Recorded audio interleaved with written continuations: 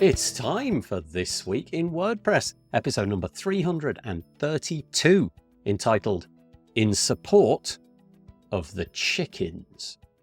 It was recorded on Monday, the 28th of April, 2025. My name's Nathan Wrigley, and as always, I'm joined by some fabulous guests. I'm joined by Michelle Frechette and Tim Nash. Our third guest couldn't make it this week.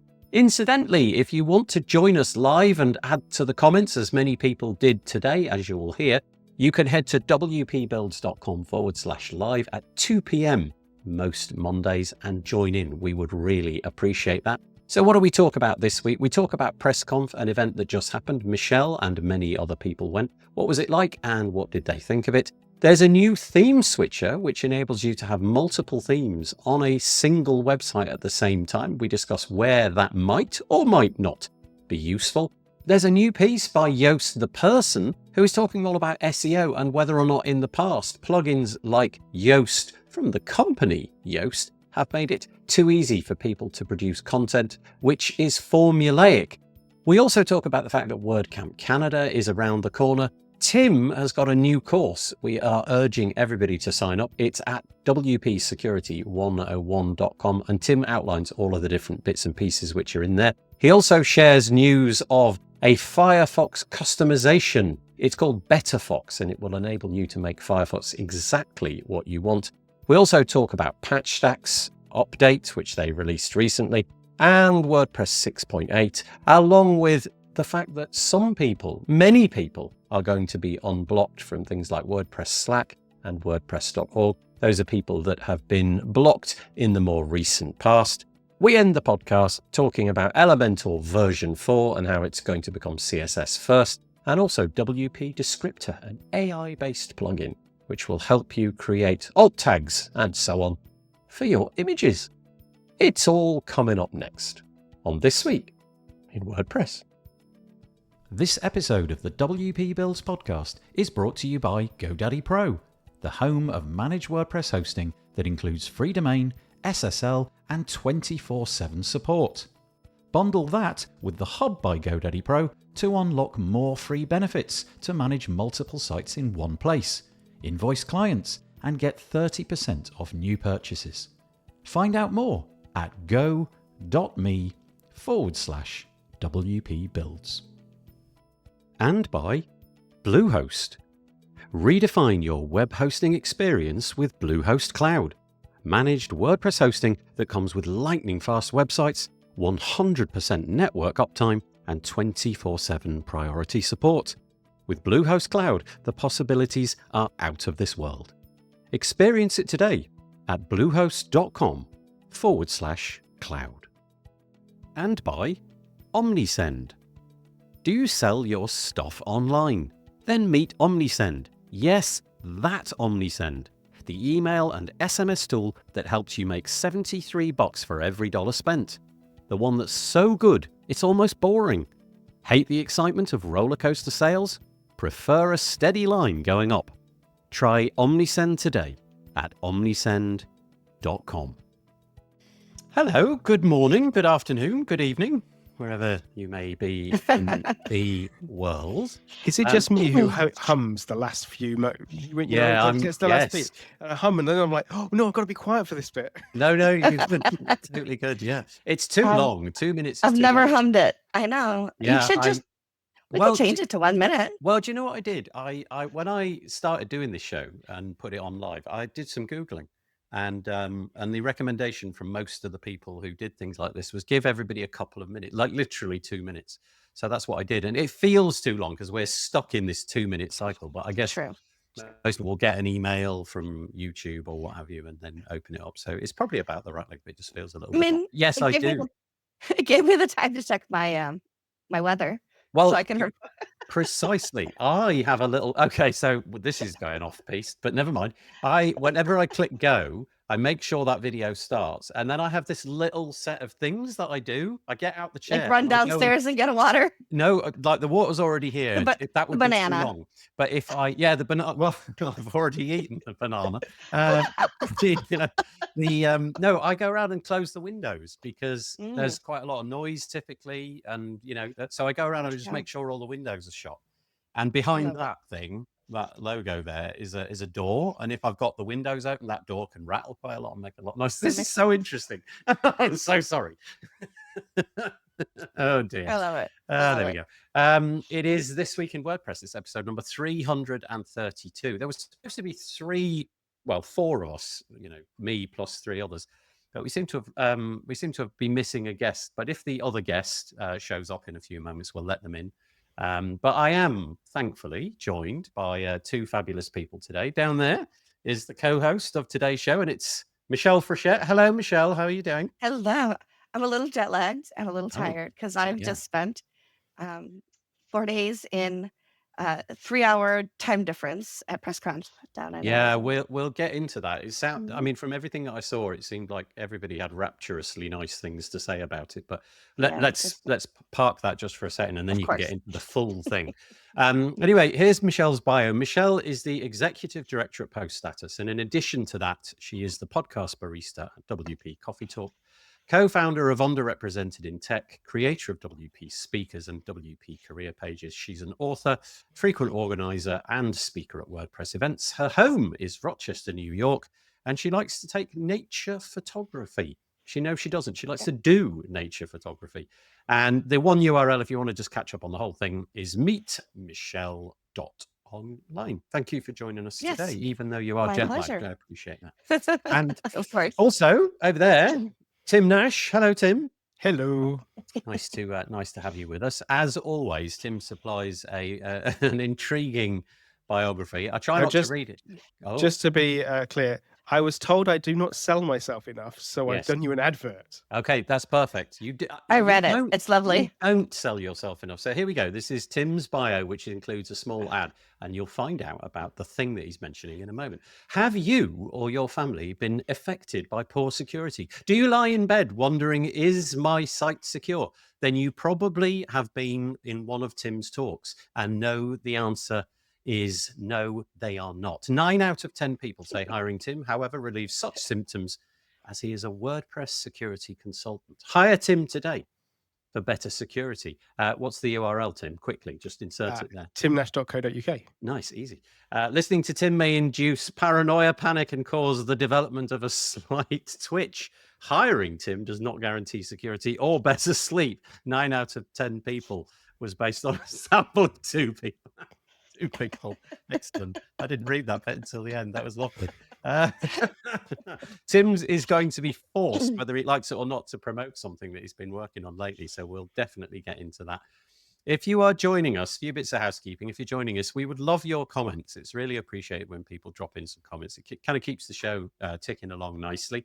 The best way to do that, let me find my captions. The best way to do that is to go probably here. wpbuilds.com/live. If you go there, it's an embedded video from the platform that we're using, and embedded into that is a little live chat box. And if you want to use that, you don't have to be logged into anything. However, to the right, if you're on a desktop, to the right of the window where the video is YouTube comments, and obviously you would need a Google account and a YouTube account and so on and so forth. So take your pick.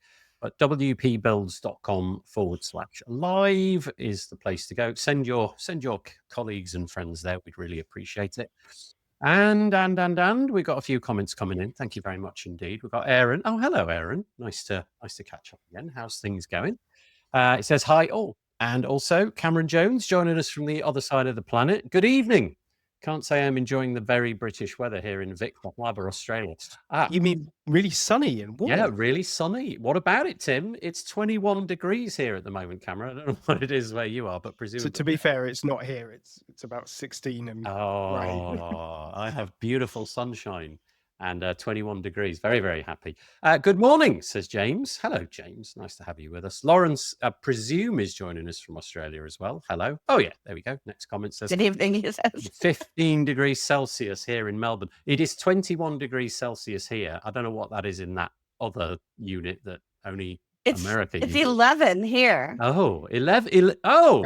Hang on, 11 Fahrenheit or Celsius. No. 52 Fahrenheit, 11 Celsius.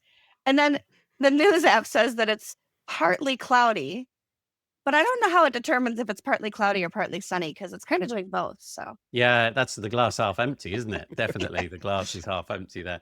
Marcus Bennett is joining us as well. I think he was joining you at Press Conf, which we'll I find out did about in see just a him there, moment. yes. So, hello, Marcus. Nice to have you with us.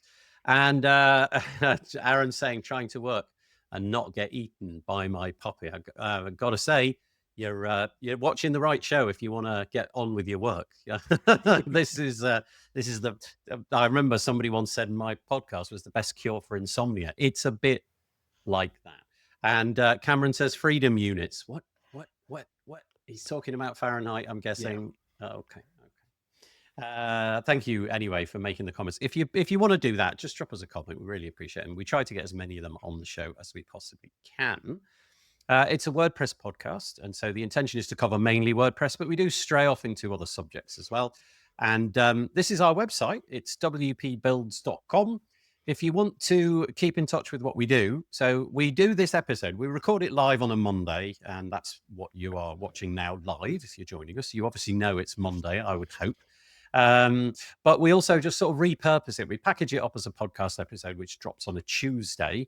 So if you sign up using that subscribe form that you can see here, you'll get notified when that comes out. So Tuesday morning UK time, but also when we drop a podcast episode as well.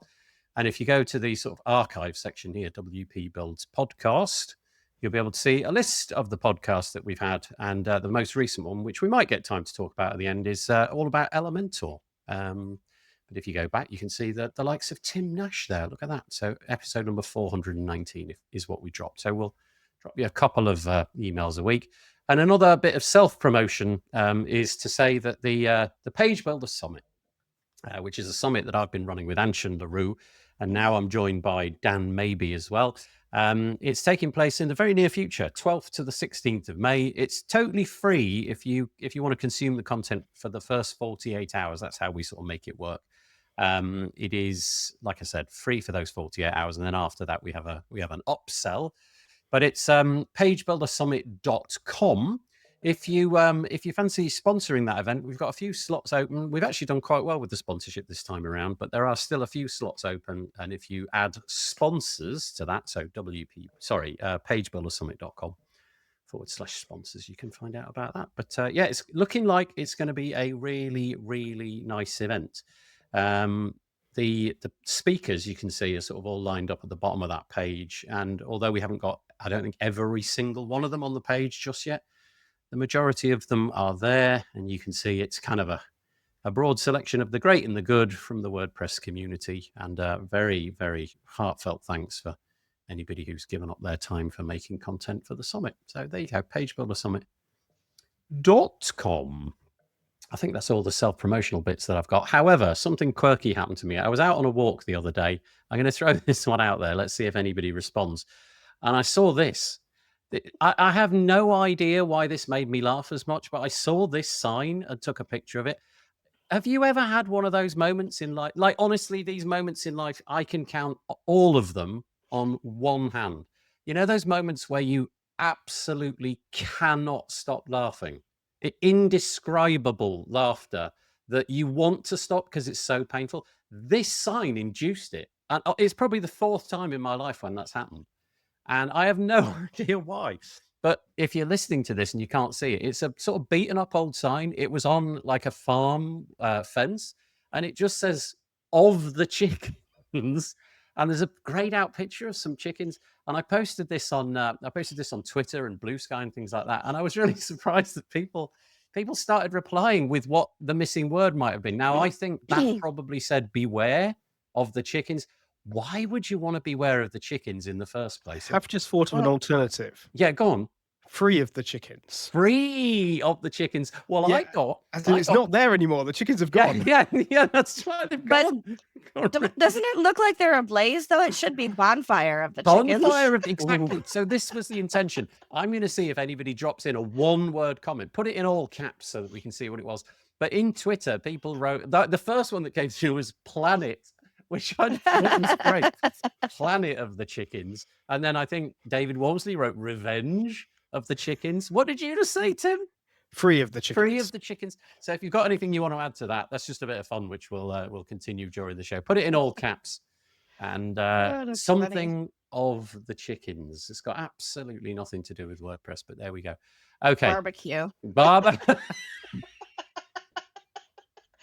Oh, I feel a bit sad for the poor chickens now. Okay, I might be hungry. I don't barbecue, know. barbecue of the chickens. I like it. Okay, it's not in all caps, but I'll go that one as well. Podcast of the chickens. Podcast of the chickens. If you add WP in front of it, doesn't it become a WP WordPress? podcast of the chickens. Okay, Reese win. I knew this would be funny. Attack of the mutant. Well, I suppose you got to take the of the out. Attack of the mutant chickens. I mean, just like attack of the chickens. Attack of the chickens. Exactly. True. Attack of the chickens. KFs. What's KFs? Is that an acronym for something? I think KFC. KFC. Oh, I see. Okay, KFC. KFC, the chickens. And because it's been very popular, and it's the perfect segue. Thank you so much, Cameron. Press Conf of the chickens. That's perfect. Okay, keep them coming. If you've got any and you want to add them in, that's absolutely great. I would love that. Something of the chickens. Right. Let's move into WordPress gear. Cammy says good morning, but good morning of the chickens. Also good morning works. of the chicken. No, I don't think she meant.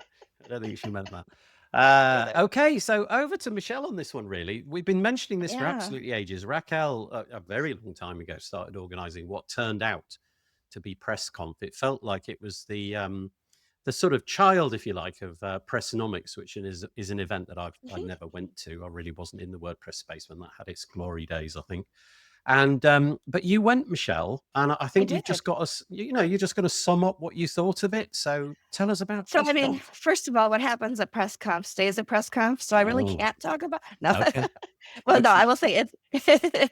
I mean, you can look at the speakers and the topics, but on the schedule. But I will say that because it's not filmed, recorded, whatever the word we use. Every time I say film or tape, I just age myself. I know what you mean, right? Yeah. But because it's not recorded, and we don't record it as attendees, and we're not taking pictures of slides to put out, it really does create a freer space for the speakers to be raw and vulnerable in how they present their topics. And I will say that some of the speakers hit your heart so much about what they were talking about that it was, if only for 2 or 3 of the talks, I would have spent the money to be there and in the room for those. But all of them were amazing, and the networking opportunities and the extra day at the end to hang out and go kart or golf or just hang around the pool or whatever you wanted to do, and go to lunch with people, go to dinner with people. I'm never up early enough to go to breakfast with anybody, but that's another story. Some people were jogging in the morning, and I'm like, my scooter's not charged yet. Sorry. So but it was really worth it. Yeah, the stuff that obviously my only interaction really with it was on the social media kind of things, and what I was quite surprised by was in the build-up there was a very large amount of social media posting about I'm going, and then the inevitable here I am at the airport kind of post and all that, and then I was expecting to be this cavalcade of social media posts at the event, and actually the opposite happened. It went dead quiet. And I'm presuming that's because there was some sort of mutual agreement that, No, it was just not really. I mean, we weren't really supposed to tweet about what people are saying in their sessions per se, but usually you'd still see a lot of selfies and things like that. It's that it created such an intimate environment that you didn't even think to pull out your phone to take those photos too often, right? Like, we were having such great conversations that it wasn't like, oh, and by the way, say cheese kind of thing, So how do you? I usually take a ton of pictures, and I hardly took anything. What is it what's the metric? So when you say having great conversations, what is it? What's the sort of slightly different secret sauce, if you know what I mean, that separates it? Obviously, you've described that. The numbers, you didn't say this, but I know the numbers were much, much smaller. So I think it was somewhere in the region of like 140, something like that. 140, 150, something like that, yeah. Everything happened in the same place. So there was one track. No meals were provided outside, so you had to organize that. So that kind of also created this mechanism for getting together with people and things. Yeah. So what if you could try to put your finger on it, the one thing that was it, what would it be? I think so. There's a couple of things that really led to that. It had a higher price tag, and it was in kind of a distant location for a lot of people, right? So I think what that did is, and I hate to say it made it a more elite event in that the people who were there spending more money to be there tended to be some of the bigger names or more insider WordPress people, as opposed to I don't think I saw a single person who was like, hey, I just learned WordPress and I want to know more, like you would get at a WordCamp, for example.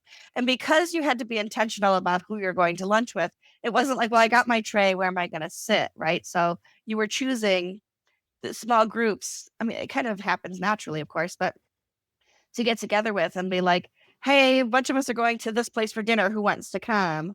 I think the most people I ate with at any one time was 8 or 9, and that was out with Cami in one evening, and she's in the comments here. Hmm.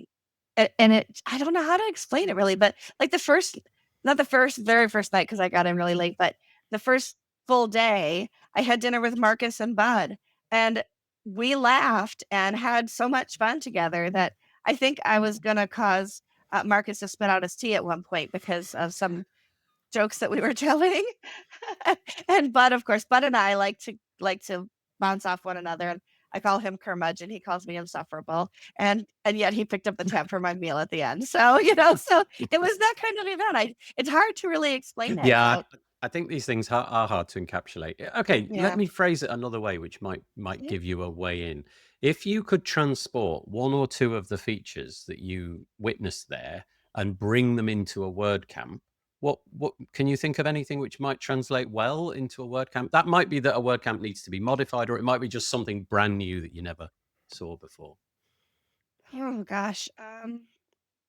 I think not every WordCamp records itself, right? So like that's already a thing with a lot of WordCamps. But creating an environment that allowed attendees as well as speakers to be vulnerable with one another and share their real struggles and their real selves, I think was what really came through in this for me. Anyway, and I had never been to Pressnomics, so I had nothing to compare it to. But it was one of those events where you really do leave. Like I don't take notes very often, and I left with pages of notes that I took while I was there, and a lot of those notes are ideas of things I want to do to create some side incomes while I'm looking for my next big gig, right? Right. And so, and I made some really good connections with people about how I can do those things and who I can partner with for some of those. So it just, yeah. Okay, so recommendation for the future: will you be attending again? If Raquel puts this event on, is it on your list of things to check out? Absolutely, 100%. Interesting. Yeah. Okay. Tim, any insights, any thoughts on that? I mean, I obviously you get the FOMO, the fear of missing out, and obviously had that massively over the weekend. I would say that it wasn't a really difficult place to get to if you're not in the US. And especially coming from Europe, it felt like, and I did price it up and went, It's not feasible for a lot of people. yeah, it just is too expensive. That said, I think it has all the nice things. The smaller, intimate conferences are what I really enjoy. I don't like the big mega conferences. I don't find them rewarding, and I don't think you get the same knowledge that you can get from a smaller one. And I'm becoming much more of a fan of a one-track event because I sit down and I watch things. And I watch things that I might not have wanted to, that I would have naturally veered away from watching. And that's the way we learn. It's very easy in a conference to go and sit in the hallway rather than watch the talks. And everybody says how valuable the hallway track is, and it is, but there's also great value in those talks. So having an event like that. There were a couple I sat out to have conversations, really deep conversations with people. I know nothing about blockchain, and like sitting through an hour of blockchain would have been incredibly painful for me. So instead, I chose to have a deep conversation with somebody outside of the room, for that one. But I mean, the other thing that was really good for me, and I did put this on Twitter, was that Pressable was giving away a giant Lego set that is the Pac-Man Lego Yeah. builder, and I won. So that's coming to my home very soon. So yay for Legos. So Did you take that on the plane? Yeah. No, they said they would ship it to me because it wouldn't fit in my suitcase. Okay. Trying to carry that on a scooter onto a plane would have been very challenging. And also just what the heck? You know, what, why? Yeah. Yeah. So one of the things that I saw, I think it was Katie Keith who was there. I don't know if she's returned home or not, but she tweeted about it. And she said one of the nice things that she thought was that the low numbers meant that there was more sort of chance for serendipity to take hold. You know, you would bump into the same person 3 or 4 times, just because, you know, it's a small cohort of 140 odd people. So you end up with more conversations with the same person. You get to know them better. Yeah. There was a snack shack that is there's 2 snack shacks at this hotel. And there are separate little tiny buildings in the courtyard. And one snack shack was our snack shack. And you could go in there anytime during the conference and get an ice cream, get coffee, get a soda, get corn dogs. Like there was all these things all day, every day. Where if like you were just a little snackish or you wanted to have coffee with somebody, you could do that. And I was like, that's actually pretty brilliant. Like everybody connects over food, right? Yeah, like that's one of the things we connect over. So. One of those things that the all-inclusive kind of holiday package always sort of seems to drag people in with, you know, the little snack things. So a couple of ideas in the comments. So Lawrence, well, I'm not necessarily suggesting it, but just an option might be Press Conf Europe and Asia. You never know. I assume Raquel is sleeping right now. Yeah, I'm sure the idea has occurred to Raquel. But, Lauren, send her an email. Yeah, and then Dave joining us. He says +1 for Europe. And Cami, who you obviously spent quite a bit of time with, says, I'll definitely go again. And my favorite part was the weather in, how do you pronounce that? Is it Tempe? Tempe. In Tempe. I don't feel like I just went on a trip to a conference. I feel like I went on a vacation with my friends. It's truncated it in the comments on the screen, but it is in the desert. So Phoenix and Tempe, it's the same airport. It was like 12 minutes to the Phoenix airport, are in a desert. So like I did not appreciate how dry it was. My lips are so swollen and sore from being dry. And I was like drinking. It did not matter. So you do have to hydrate incredibly well while you're there. Cami says, last one, Cami got something of value from every talk that was attended. Absolutely. Okay, so it sounds like a total thumbs up from everybody so far. So bravo to Raquel for putting that on. And it sounds like it was a fabulous event. Let's hope. And to be fair, there was a whole group of organizers that did a ton of work. So okay, yeah. Apologies to them. I don't know who they are, but yeah, thank you for Raquel for putting it on at the beginning, anyway. At least, right? Okay, let's move on. Michelle wanted to mention this piece as well, and this is a new thing which actually I've not come across before. So, Themeswitcher Pro. Why have you raised this one into the show this week? So this is the newest release from Web Dev Studios. I was talking to Brad Williams. And they said you and Dan are going to be on Post Status Live this Wednesday to talk about Page Builder Summit. Next week, Brad will be on to give more information about Themeswitcher Pro. But what's really cool about this, because he demoed it for me, which was phenomenal, is you could have a different theme on pages and posts than you do on the overall site. Like you can switch granularly within your website. So let's say you want to create a landing page that's a different theme altogether that lends itself really well to what you want to do, or you want your blog to have a different look than your main theme.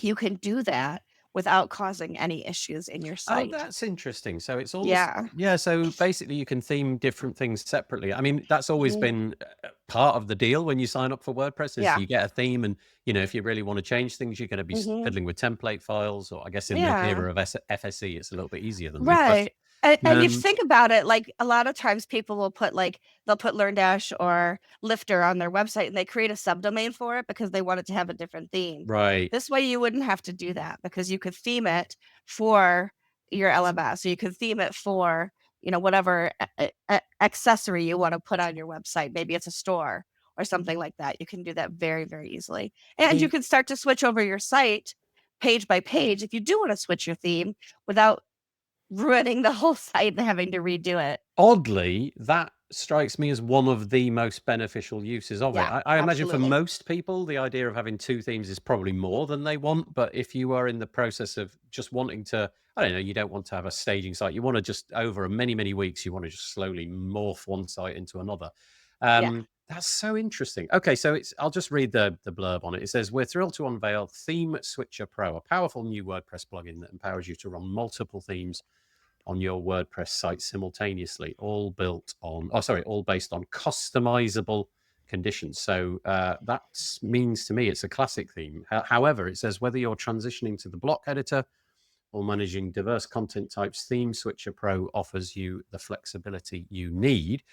I guess that this offer is still valid because it's on the top of the webpage. There seems to be some sort of discount, 20% off for the first 100 customers using that code there. Let's see how much it is, because that's always of interest. Yeah, there is no light version. This is so elite and such an amazing product that they didn't even want to deal with putting it through a light version into the repo. It really is worth a $299 a year for your site or your agency at $600. That is fairly powerful pricing. Let's just put it that way. $299 for one website and then up to 5 websites. So that's per annum, dollars, I should say. And $599, so $600 if you want up to 5 websites. Interesting pricing. Okay, so that's you can find that at Themeswitcher.com. Themeswitcher.com. Interesting. Any thoughts, Tim? Well, I mean, while we were chatting, I was like, yeah, it's sort of thing I could definitely use. I've got my main website is bodged, is the best way to describe it, and it's taken years to get it to migrate to a new theme because it's too bodged in places, and that's like, oh yeah, this is a process that I want to do every time. I'll be honest, I was up to the point going, oh, after this I might go and buy that. I'll be honest, when I saw the price, I went, for a personal site, maybe not, but I can certainly see where in a professional agency you might want to use it. Or let's say you just want to switch over one site, then you really only need it for 1 year. You won't need it to have a subscription for it, right? That's not how projects work. Yeah, 1 year to switch over a site. Yeah, having a laugh. But I think that's kind of curious, because if you did adopt that, you could literally change your website from one theme to another. So let's say you've got old theme and you've got this target theme where you want it to get, and I don't know, you've got many different layouts and templates and what have you. Just being able to do it in your hobby spare time, and just, okay, this week I've tackled one of the pages or one of the templates, and then I'll just do another in a month or so. That I can see. That's in fact, in many ways, that feels to me like an untapped market.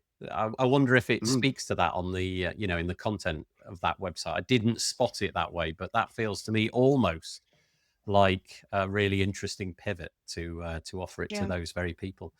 Okay, so Themeswitcher.com. Can I interrupt you really quickly to say that I did get a text back from our 4th guest today, and he uses speak to text because the very first part says, partners, especially in Flight Crew, I'd like to say thank you to everyone for joining us today. Looking forward to being back here in the friendly skies. Enjoy the rest of your day and have a great weekend. Safe travel, bye bye. So we know where that person is. That's great. Okay, that's brilliant.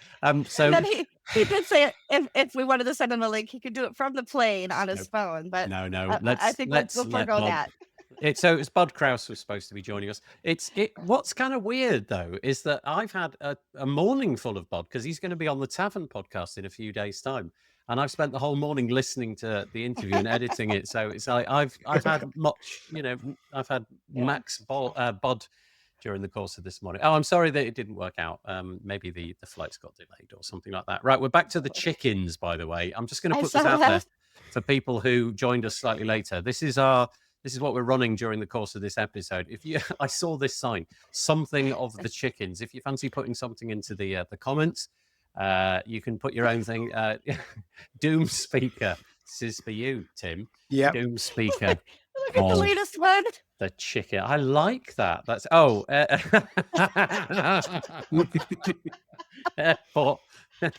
That's actually really good. I like that. Airport announcement of the chickens. Just to check, is Cameron implying that of Bud or that the yeah. Oh, I see. where is Bud in this statement? I don't know, but I'm man, if leaving Cameron that was 30 stone years on older, the I'd marry stone. that man. Oh, okay. So this doesn't contain the words chickens, but I've got to say it's profoundly good. What? Dave has written in just what the clock. Oh, that's great. So back to the plugin in question. Where's it gone? There we go. Themeswitcher Pro. At that price point, Lawrence is saying we'll soon see alternatives price lower. That's interesting. So first mover is the idea there. And then WordPress plugins from A to Z. Oh, thank you. Hello, nice to have you with us. Have not seen this in years, but there was a plugin years ago for something like this. Glad that it might be. Glad to see it might be perfected. Okay, who's behind that? Plugins A to Z. Oh my goodness. Do you know when you forget a name and you feel really bad about it? Oh my. Okay, A to Z, tell us. Yeah, I know this person. I respect this person. I go back a long way listening to this person's podcast. Now I've completely blanked on their name. I am so sorry about that. I feel terrible. Well, maybe they'll fill in the blank for us. I'm just going to say what the clock has happened to my brain there. I do apologize. He's going to put his name in there, and I'm just going to slap. Actually, I can't slap my forehead. I've got this sort of. But let's move on. So the next one, this was brought into the show today by Michelle as well, is Yoast de Volk, not the person. And this is called The Unintended Consequences of Making SEO for Everybody. What did you make of this? What was the reason you brought this to our attention? I just love when somebody can look back on a project and say, this is what went really well. This is where we wish we'd done something a little bit different. And I think we can all learn from those kinds of things. And he's not saying by any stretch of the imagination that Yoast the plugin, like, well, you should just give up on it. For sure, not like that at all, right? But the idea that you create a tool that people then use over rely on the tool is what I got from it. So like I'm only writing to make it turn green, in the traffic light type situation. And that makes sense, right? Like if you write first and then you keep changing your keywords so that it turns green, you did not write it well, right? So like you should have your keyword first, right around what you're talking about, as opposed to what did I write? Okay, we keep changing the keyword until it matches what I wrote, kind of thing. So you should be planning for content, not planning for the tool. Yeah, is what I got out of it. Yeah, it was kind of interesting. By the way, John, overall. Hang on, just to check. Is that John of the chickens? Oh, that's so good. No, it's John or Jonathan overall, as I kind of know him as Jonathan. And it says, where did John go? And yeah, so I took from this article that that in some ways there were bits and pieces they built into the tool, which if they had their time again, they wouldn't add in, because there came to be this reliance on, well, the tool tells us, like one of the things that he says is the green, the traffic light system that they put in, that in hindsight became a crutch for many people. If it wasn't green, it wasn't right.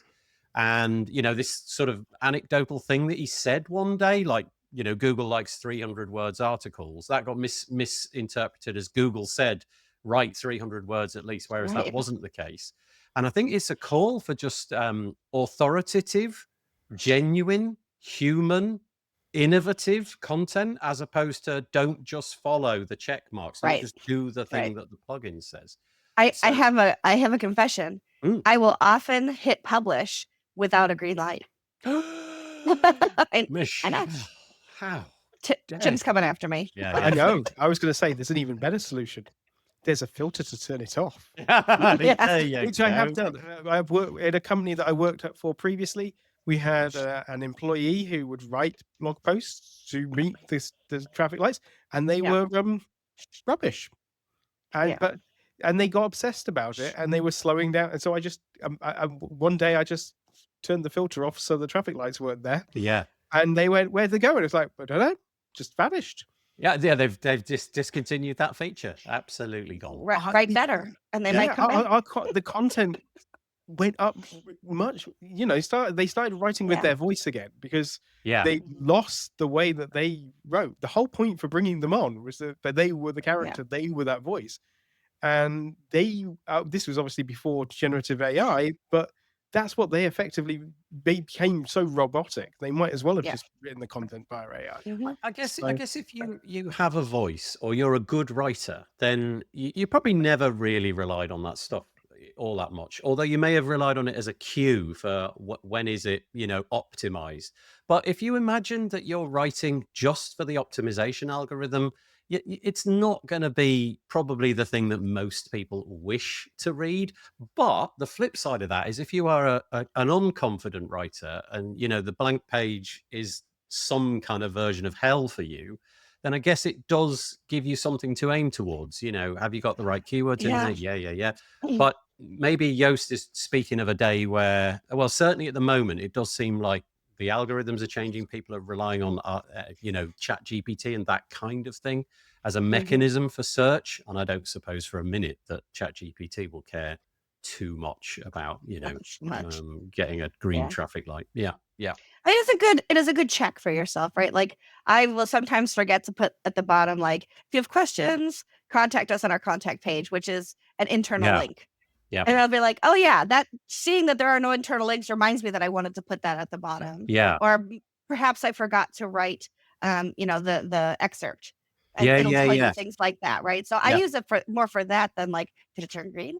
But it's a good, and did I get all my alt text in where I needed to be and things like that? So okay, so this was Yoast, obviously of the company Yoast, as was now with Progress Planner, and maybe some of this serves their goal as well in a way. So the piece was called "The Unintended Consequences of Making SEO for Everyone," and you can find it on Yoast, JOOST.blog. Yeah. Technically, my boss for the only job I do have right Okay, the post status. That's true. Yeah. So yeah, that's good. By the way, now we've got traffic light of the chickens. I cannot drink coffee in the show. I will be spitting it out. Yeah, it's gonna go everywhere. Were the chickens behind the fence? No, there wasn't a chicken in sight. There was no chickens. So that's why I said maybe that's why it was blank. Steve, that's what makes it so funny. Is there's no chicken. Absence of the chickens. Absence of the chickens. Okay, so there we go. That was Yoast, and we have something else. If no, rapture. They've been raptured. But would you not see feathers everywhere, though, Steve? There were no feathers. It was a blank field with just grass in it. Oh goodness! Right. Oh, see, there's a joke around egg of the chicken and the egg. I'm just trying to get on with it. No. Oh, this show's going downhill. There's going to be too many titles for me this time around, but it's going to be something. I think it should just be blank of the chickens. Blank of the chickens. I like it. Okay. All right, let's move on. So, and the last thing I just had is that the next tab, I'm sorry, was mine as well, is that WordCamp Canada's call for speakers is open. Thank you. And last year was the inaugural WordCamp Canada. So, and I was a speaker last year and on a panel, which it was a phenomenal event. It was smaller than they wanted it to be. They really were hoping more people would attend. And so I'm hoping that because last year was such a success and it was such an amazing event, that we'll get more people there and get your talk applications in. It happens to be the weekend of my birthday. So I want to celebrate my birthday in Canada with some of my closest WordPress friends. So please think about attending and think about speaking. October the 16th to the 17th is going to be the date, and this piece it does overlap WordPress Accessibility Day, and I'm also on that. So you have to listen in the car or something. Places all at once. Yeah, that'll be interesting. Okay, so maybe there it is. They could have it up in have a track which is just it's on the screen in one of the rooms. That's a great idea. I'll put that out there for both your idea. Really put your name on it though, Tim. Idea. Yeah, why wouldn't you do that? That's curious. Okay, that's interesting. Okay, anyway, call for speakers, WordCamp Canada, or it's actually called WordCamp A. WCEH 2025 happening, like I said, middle of October, 16th to the 17th, 2025. And the call for speakers is open until the 15th of June. So you've got plenty of time to think about that. What's this say? Copy friends naming There you go. the one with all the chickens. I don't. So the Friends television program always was the one with, and they would fill in the blank, right? Okay, the one And with so- of the chickens. I get it. Okay, thank you, Dave. I appreciate that. That makes sense to me now. I never was a big Friends watcher. Everybody else seemed to find it astonishingly funny. I found it like watching paint dry. But anyway, there we go. That's just aged myself. Right, so we're on to Tim's stuff. Tim comes on this show very frequently, and Tim does a lot of stuff. But Tim, as he admitted at the beginning of the show, is not that familiar with self-promotion. He's very good at giving a lot of himself, but doesn't ask for much in return. However, we're going to make him promote his. Let's see how uncomfortable this gets. Make him promote. Yeah, we're going to make him promote. You will do it. Yeah, you will do it, and you'll enjoy it. Damn it! He has got a new offering. The website is going to be dead easy to remember. It's WP Security 101. So the numbers 101.com. WPSecurity101.com. And the headline is Take Your WordPress Security Skills to the Next Level with Tim Nash. Okay, Tim, engage difficult part of your brain to engage, but engage it anyway. Give us the marketing speak. Tell us why you've done this, who's it aimed at, and all of that good stuff. So before I do that, to give you an idea of how terrible I am, yeah, I've owned this domain name for nearly 10 years. Okay, that's I am proud of you. Can I just say, something with Tim, it eventually? Just to be clear, I don't think there were too many problems in WordPress security until about the 28th of April, I reckon, 2025. Then it got really serious. There were just, and I can see the future being really bleak. So, okay, with that said, go on. So, yes, so I've owned this domain name for a while. I've been thinking about this for a very long time. I originally, when I was sort of first, when I finished, many years ago, I was running a dev agency. And as that was coming to the close, I was thinking, what do I want to do? And actually at the time then I was sort of thinking, I really wish there was a really good WordPress security course, because what tends to be is either these very superficial courses, which ultimately are install plugin, have a nice day, everything will be fine sort of level, or there are a few super, super deep, really complicated courses designed for penetration testers and people in the security space. What there wasn't was an in-depth sort of fundamentals course on WordPress security for WordPress professionals themselves. And so I was like, well, I'm going to do this, but I need to do it justice. And so I ended up going along, and it took about, 6 years or so from going, well, I think I've got the idea basics down now for making this into a course. And I've ran parts of this before as workshops, and I've worked with agencies to train their staff. So I've taken all of that knowledge, I've distilled it down into a professional development course. So this is meant as a professional development course for WordPress professionals. It's not a course necessarily for developers or for system administrators. You don't need to know how to run servers and how to write code, but it is for somebody who works with WordPress every day. And it's probably best suited for people who have WordPress, who work with WordPress on behalf of clients. The course is going to be made up of 9 modules. It's a learn at your own pace, but there are modules, there are labs, there are quizzes at the end. There is an examination at the end to see if you've got all of it right. Serious. And certification, which will be valid for a specific period of time. So it's something that I hope over time will become a standard that you'll be able to say, I did this course, here is my certificate. And there'll be a way of your employer verifying that. So I'm hoping that means that it comes with a little bit of, gives a little bit of professionalism to a space that currently actually lacks that, unless you go down a security pen testing qualification route. And it's not for sale today. Today I launched the website. A lot of it's been done. I'm not willing to put anything on sale, even at a massive discounted price, until I've completely filmed all of the content. But if you register your interest, you can get on the mailing list. I'm going to be sharing some of the modules ahead of time with the mailing list exclusively. So you'll be able to see some of the content. And once I finished recording and I have like another block of recording to do, I need to go get a haircut, beard trim. Once that recording block's done, I'm going to put the course on for pre-sale just to the mailing list at a discounted price. And the goal is to give it, open it up to everybody else and launch it fully launched at the end of May. Nice. Is that salesy enough? Yeah, no, firstly, well done. I know that doesn't come naturally to you, but that was brilliant. Secondly, dear listener, Tim comes onto the show, and obviously we all adopt a bit of a persona, don't we? We're all jolly and, you know, we talk and have a nice time. Tim is the real thing. Tim knows his stuff. You know, I'm not really a developer. I can sort of hack my way at PHP and I'm kind of dangerous. Tim is not me. Tim really, really, really understands what he's talking about. And so this won't be some sort of tin pot course thrown together without thought. I'm saying that, I haven't seen it, but I know you, I trust you. And the version I'm sending to Nathan is going to be install plugin, smile. Yeah, that's right. Can I ask you to scroll all the way to the very bottom? I can. The absolute last thing on here, I was delighted. Where is the cookie banner? The site doesn't use tracking cookies for its analytics. Nice. I love that. Nice. That is very cool. Because you expect, especially from out of the UK, you expect that banner pop up to be like, allowed? Yeah.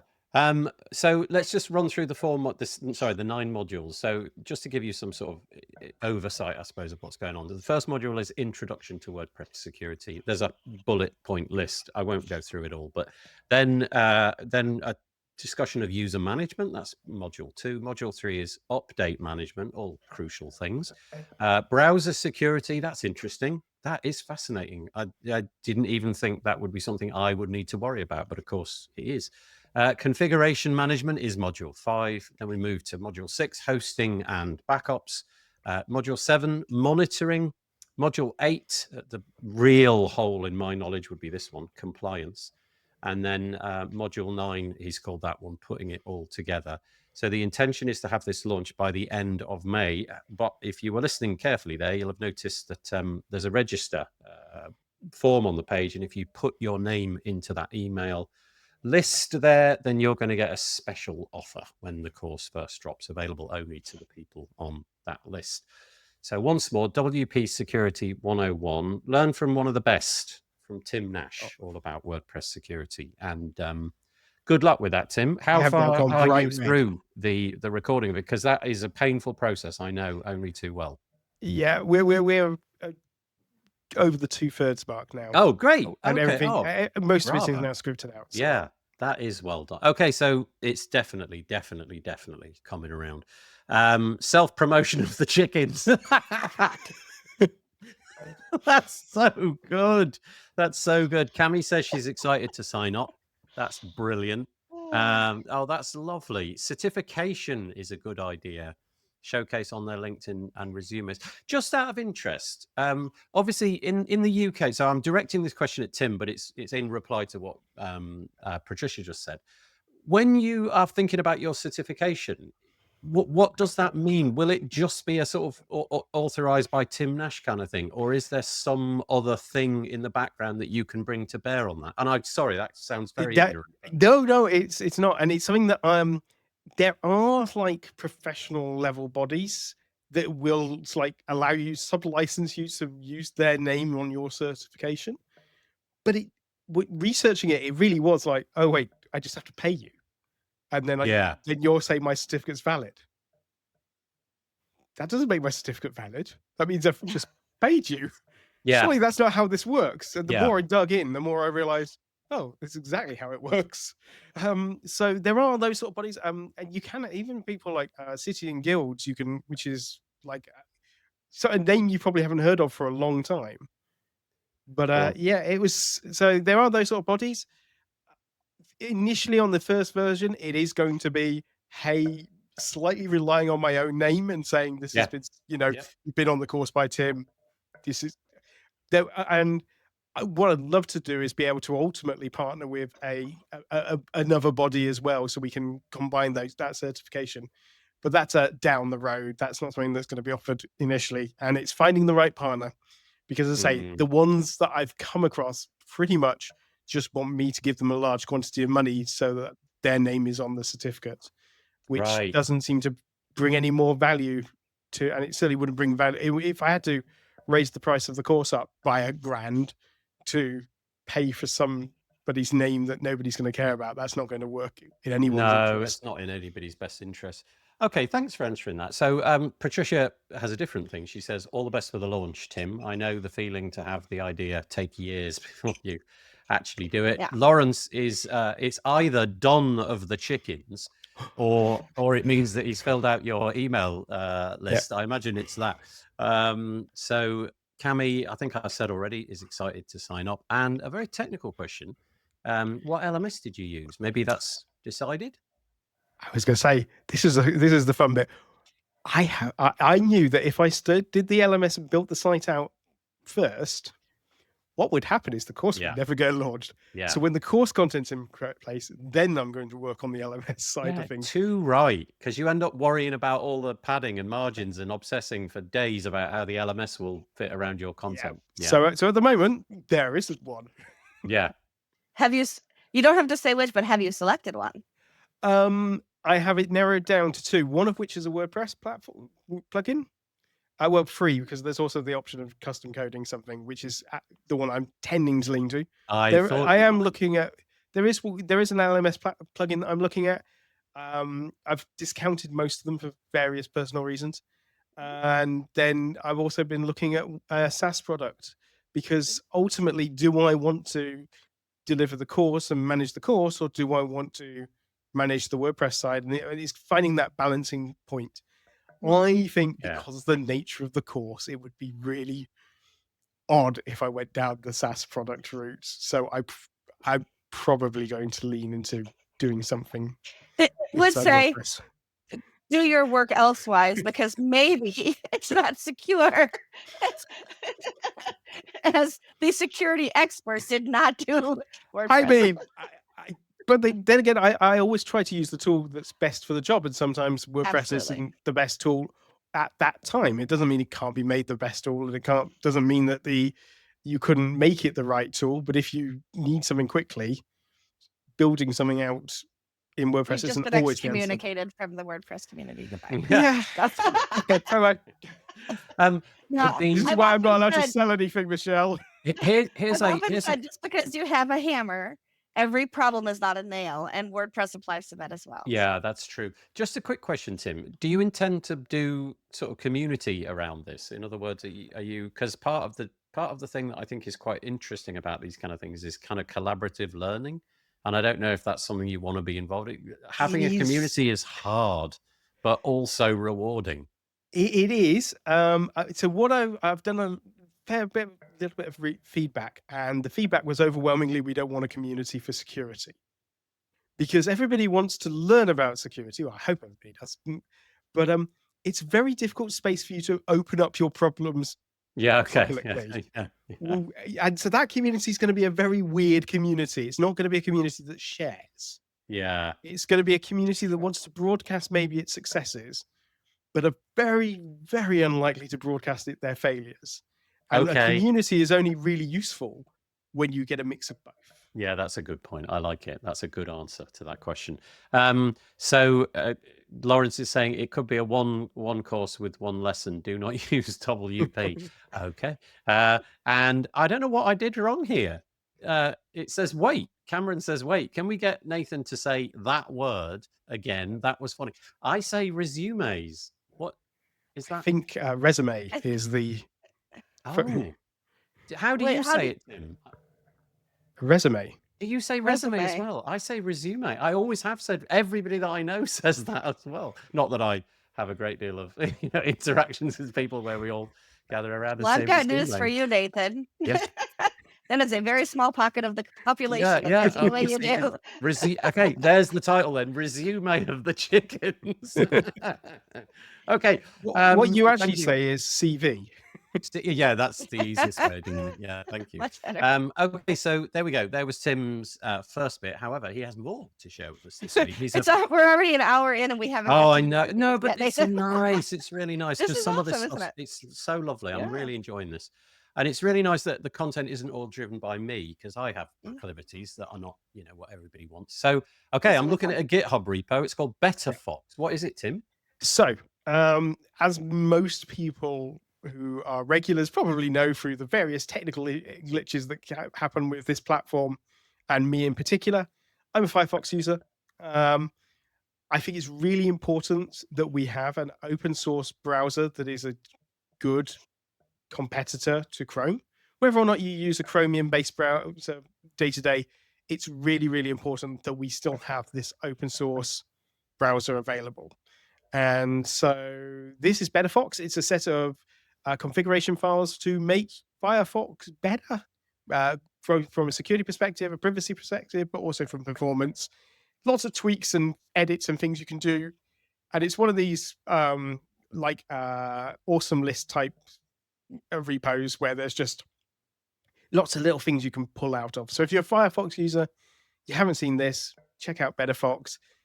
You can pinch bits that you like for your browser, because that's one of the really nice things about Firefox is that you can really, really customize it.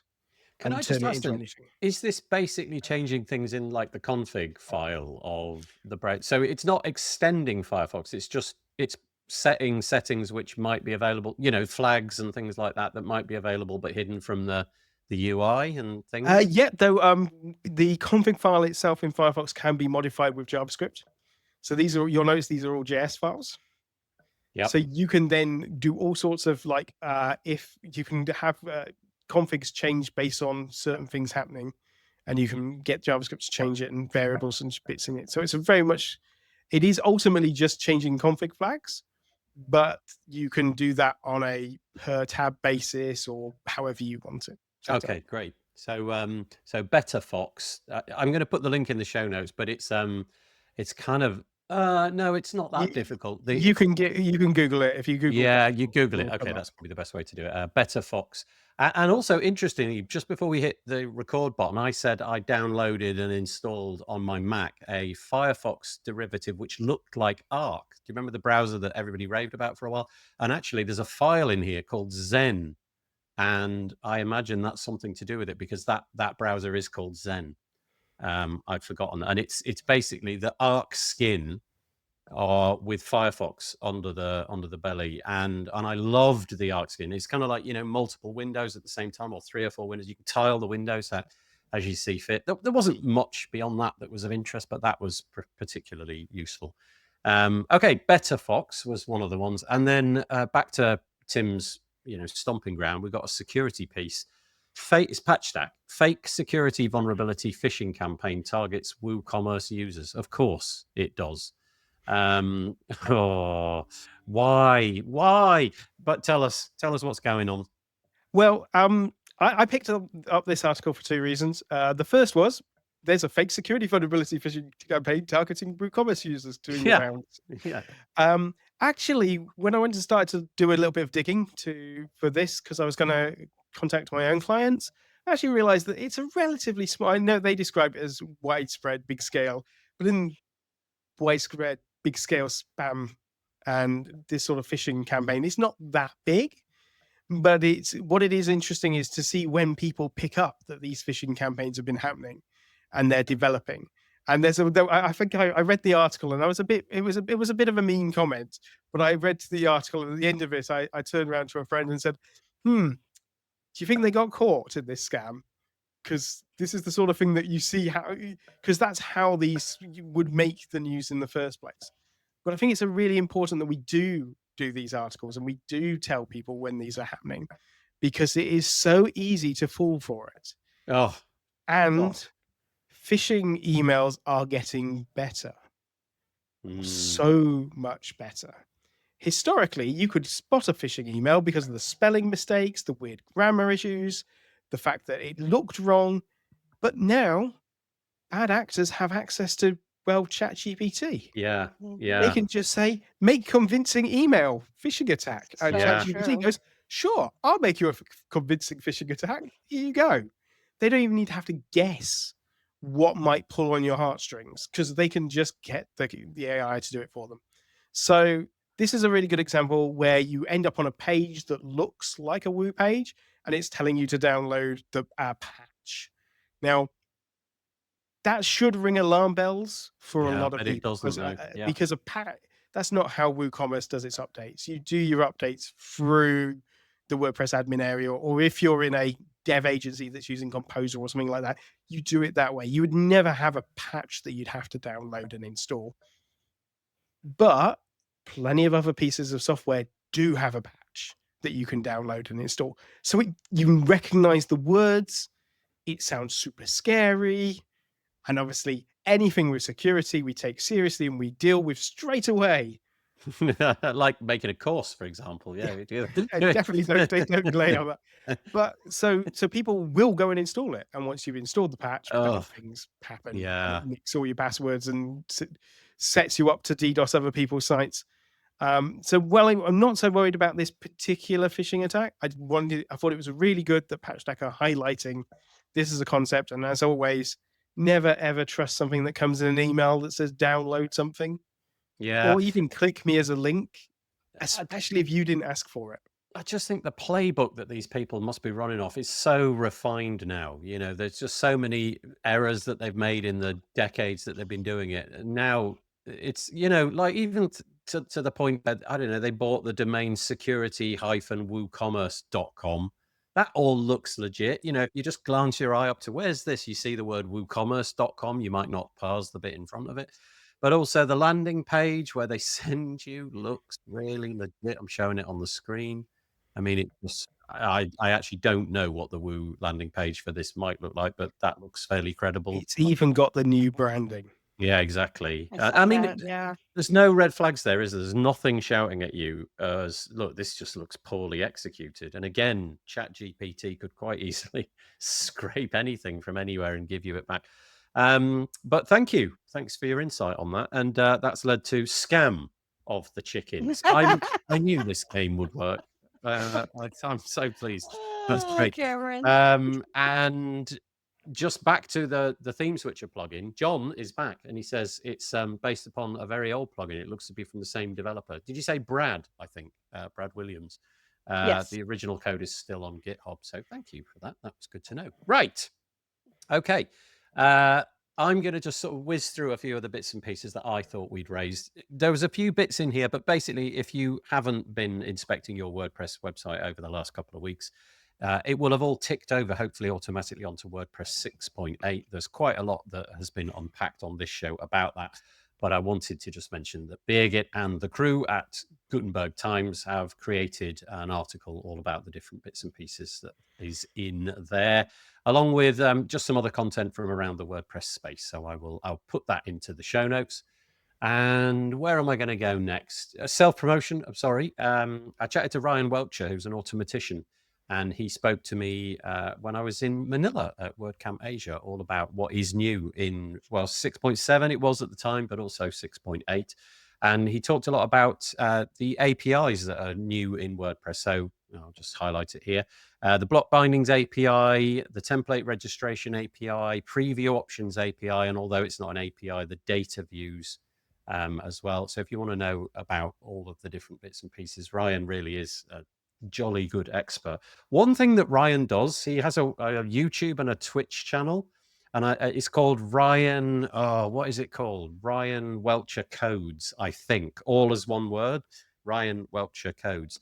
And if you've got a problem in the block editor, something that you as a developer can't see your way past, he does live coding and he's open to suggestions. So if you've got something that is really causing you to pull your hair out, and you can get it to Ryan, he does on a weekly basis, tries to unpick not only problems that he thinks are interesting, but other problems that people send him. So that's kind of could be interesting for people out there to watch as well. We stray away from this we stay away from this topic quite a lot, but I thought it would be worth mentioning. Maybe there's a I don't know, maybe there's some sort of sea change going on at the moment. Matt Mullenweg posted a piece on the 22nd of April. And when I read it, I didn't get the context of it. But it was just called WordPress Jubilee. It's on WordPress.org. So it went out to, I don't know how many tens of thousands of people. It was, obviously millions. Millions. Okay, thank you. Because think about it, it's installed on every WordPress website. Yeah, good. Yes, thank you. Good point. And so the context of it was lost on me at the time because the piece is just called WordPress Jubilee, and it turns out that Jubilee is a word which Catholics resonate with, but I'm not Catholic and didn't know what that word meant, so I didn't quite get the title. I thought Jubilee to me is like celebration. It's almost like you could substitute the word for party or something like that. And the piece says, as I said, we're dropping all the human blocks, community guides, directory guidelines, and as such will need to be followed going forward. But whether blocks were in place before are now cleared, it may take a few days, but pre-existing blocks are considered bugs to be fixed. And I genuinely, I wasn't sure what that meant. But then a little bit of context came the following day, and I think on Twitter and various other platforms, there'd been a whole bunch of people being blocked from a variety of different things, like, for example, the WordPress Slack and make.wordpress.org. And so it turns out I'm now looking at Matt's personal blog. It's ma.tt, and this piece is called Reflecting. And I didn't realize that Matt is Catholic. The Pope, obviously, if you are a Catholic, this would have been terribly important, but the Pope passed away very recently, and seemingly it caused Matt to have a reflective moment, and he said that he's going to start unblocking I think everything. So if you're one of the people that did get caught up in the block, and there's a bunch of people in the UK who got caught up in that, the block should disappear. And so then going back to this comment on WordPress.org, this bit here where it says pre-existing blocks are considered bugs to be fixed. What I'm reading in that is if you're still blocked, that's an error. And your account should come back online.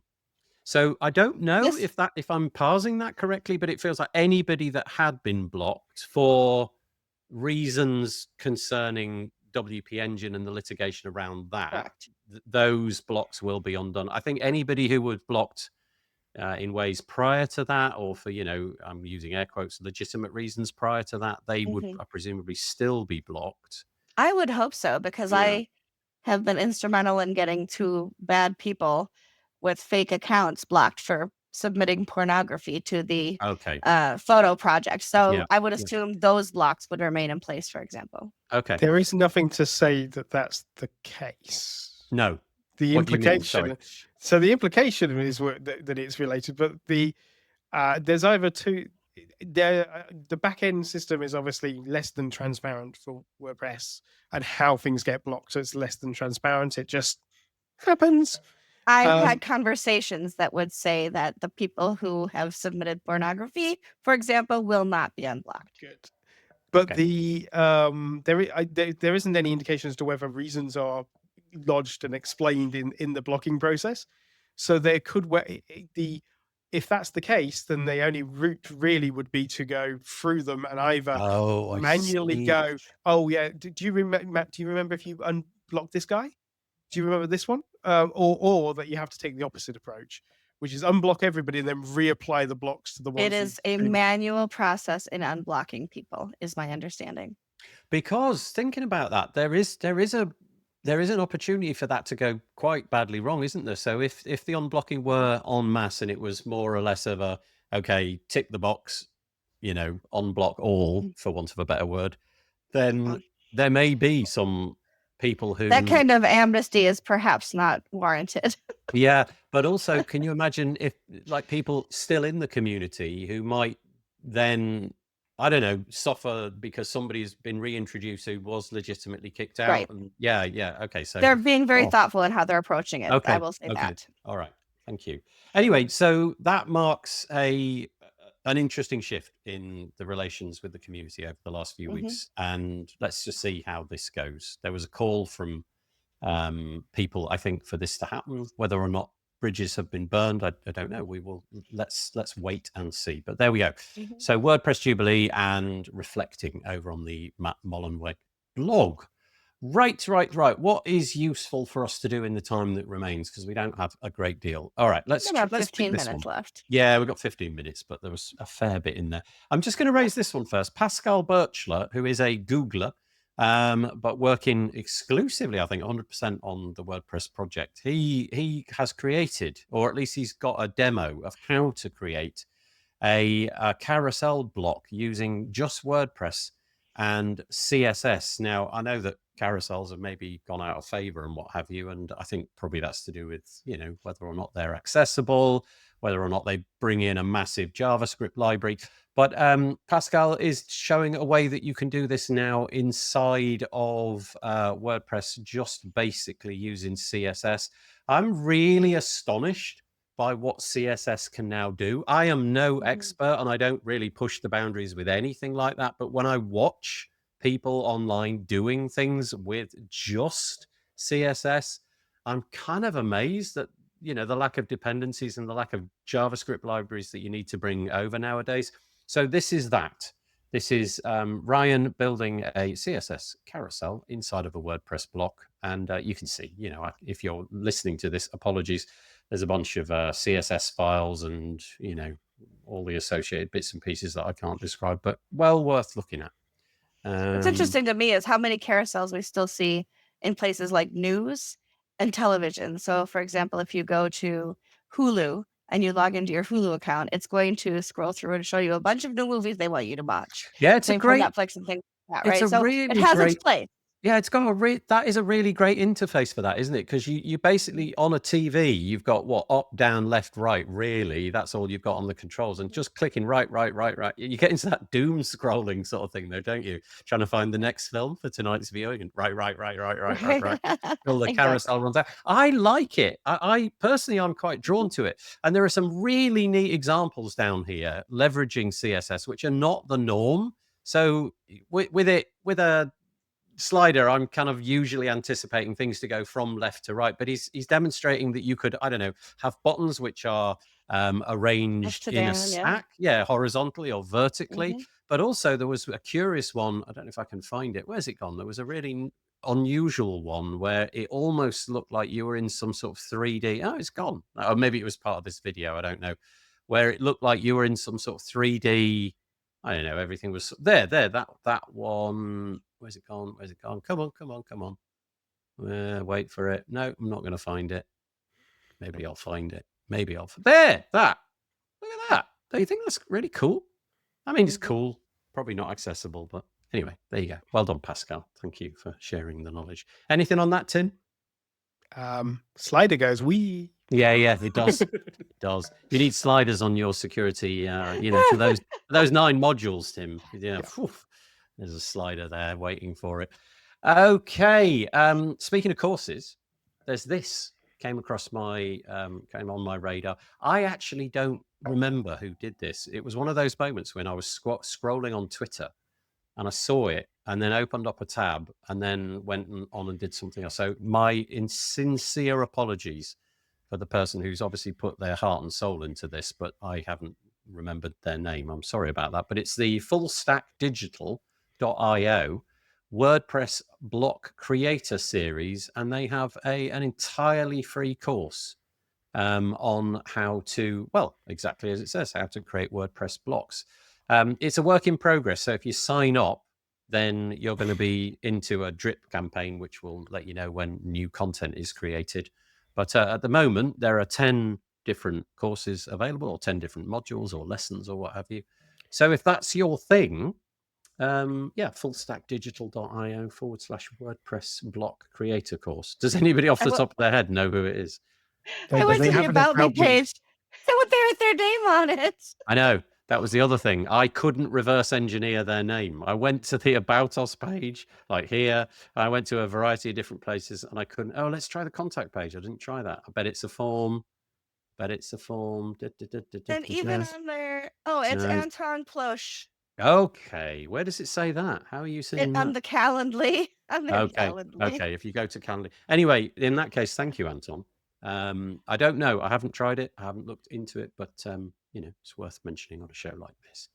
Right. What else have we got? Oh, if you're an Elementor user, speaking of CSS, they've got a version 4 coming. Elementor is just this juggernaut. If you don't use it, you probably don't really pay close attention to it particularly. Obviously, those people that do are probably obsessing about what's coming, but it's massive. I think it's some crazy number, like 26% of all WordPress websites. I am just making up numbers, but it's along those kind of lines. So it's truly huge. And they've just launched their accessibility plugin. They've just launched their Biz theme. It's crazy. They're so busy. Yeah, they've got a plugin called Ally, which is endeavoring to spot on your WordPress websites things that can be improved. And it's not bound to Elementor. It's completely separate. So it's not like an add-on to Elementor. It's a direction that they're going in. So there is a paid level to that, or at least there will be in the future. And so that's a whole different wing of Elementor, if you know what I mean. But yeah, I was chatting to Gabriella Lasta all about Elementor V4, which is a fairly seismic change to their platform. The UI and the UX, Gabriella says, will be very familiar, but there'll be far less of those sort of settings where you do things like type in numbers and drag sliders for things like margin and padding. The idea in the future is that CSS, we were just talking about Pascal Birchler, that CSS will be one of the important new components in an Elementor website. And so you will set, like you might do with something like Tailwind or something like that, you will set a bunch of CSS classes at the beginning of the build process. So you'll say button like this, and then you'll say rounded corners like this. Blue is this, and then you'll stack rounded corners, blue bottom, and in that way out will hopefully come a beautifully looking bottom.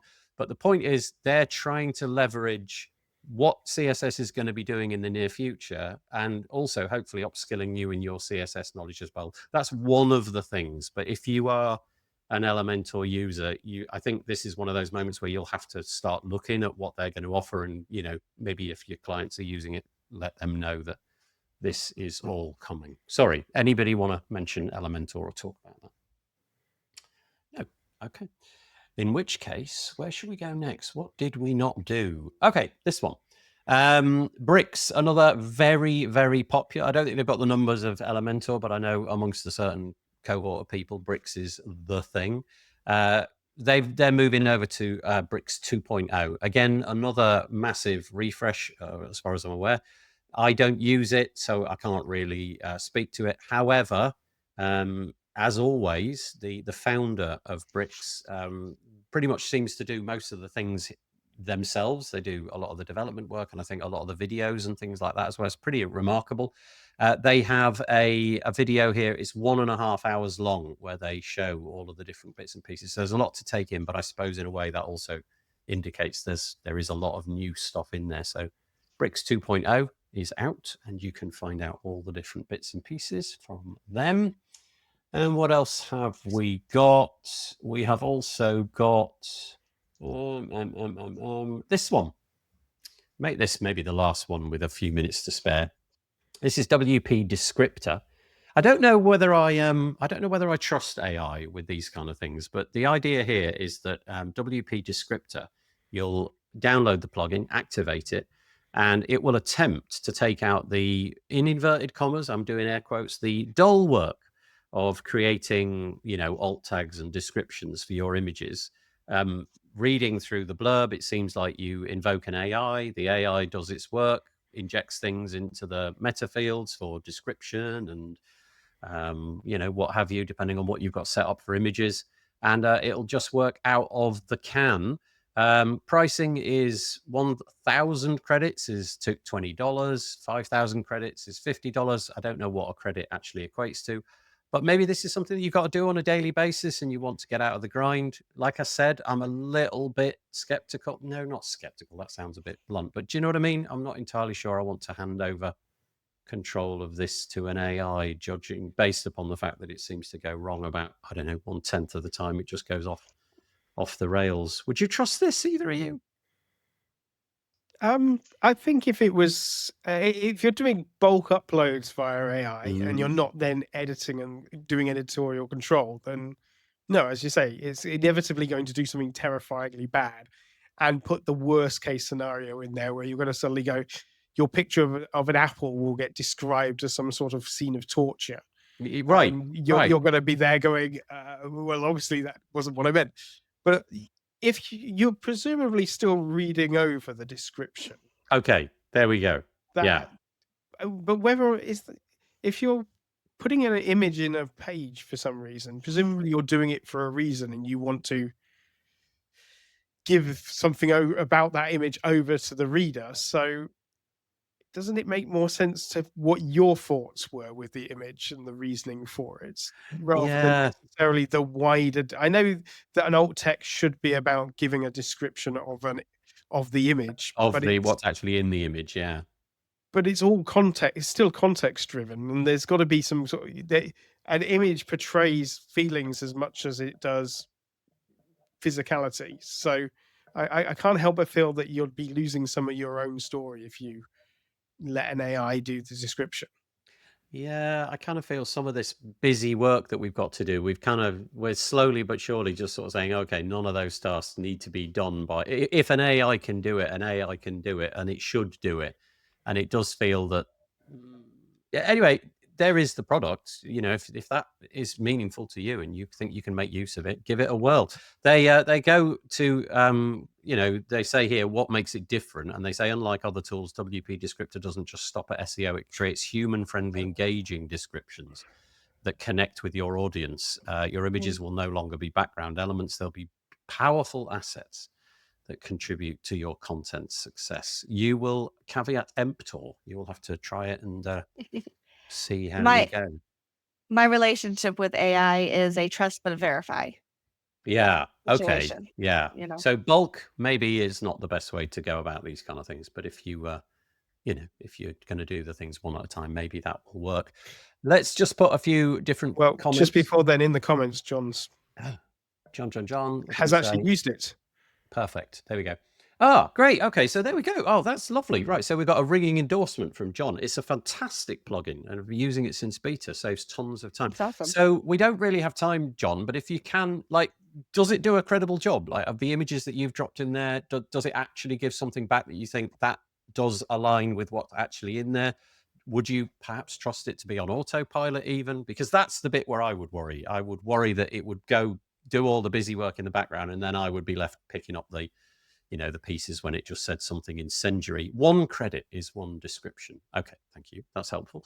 It also helps when going back through a site lacking in the info. Okay, so okay. I can imagine in a scenario where you've picked up a site and there are thousands of images that have got nothing, definitely better to have something than nothing. Again, the caveats that we mentioned earlier. You also get an opportunity to modify what the AI offers on. Okay, so that's great. So he says very credible in support of the chickens, says David Walmsley. Thank you, I appreciate that. But not on autopilot, says Jonathan. Okay, that's it. We've kind of run out of time. Were there any comments that might be worth mentioning? Courses of the chickens. I think we didn't get that one in, so there's another. What's your favorite one? What should be the title of this show? Oh goodness, it's going to be a chickens. Shall I go with blank of the chickens, like a couple of underscores or something? Shall I go with that? All right, I'm getting a nod. I did like Scam of the Chickens, and I do actually like In Support of the Chickens, which I think for a title works quite well. Okay, we'll go for that then. In Support. So Walmsley drops in right at the end and offers us that bombshell. Thank you very much. I really appreciate it. How can I make that one go away? There we go. That's perfect. Right. Lovely. So there we go. That's this episode. Thank you. Appreciate it. We'll be back next week for episode number 333 with a different range of guests. Hopefully Bod is safely on his plane journey now, and I will have fun emailing him later. Awkward wave of the chickens. Okay, here it comes. Here comes the awkward wave of the chicken. There we go. Whoa. There we go. That's perfect. Thank you very much indeed. It only remains for me to thank Tim Nash and Michelle Frechette. Go check out Tim's course wpsecurity101.com. And thank you to you, all you lovely people who've taken out the time in your busy schedules to give us your fun things about chickens. Who knew that was even a thing? One last comment, the extra S in the plural of chickens. Okay, I'll try to get my grammar right. We will see you next week. Take it easy. Bye. Bye for now. Bye. Bye. Bye. Bye.